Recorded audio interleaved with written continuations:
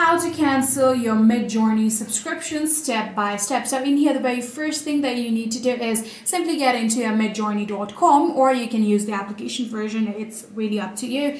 Then in here, just make sure that you're logged into your account, right? Tap on that login option. Then you can continue with your Google account or your Discord, and simply make sure that you are logged into your account. Just use all of the credentials of your account and log in, and after successfully logging into your account, you'll get into its dashboard, from where you'll actually be able to simply get to your profile settings, right? So after getting to your profile settings, you'll actually be able to see billing option there. Simply tap on that billing, and then you'll be able to see subscription. Tap on that subscription. From there, if you scroll down a bit, you'll actually be able to see the option of manage next to the auto renewal option. What you're going to do is simply tap on manage, and then from there you'll be able to scroll all the way down. When you do scroll all the way down, you'll actually be able to see the option of cancel auto renewal. What you're going to do is simply tap on that one, and then follow all of the on-screen prompt, and just like that, you'll be able to successfully cancel your Midjourney subscription, and that is it.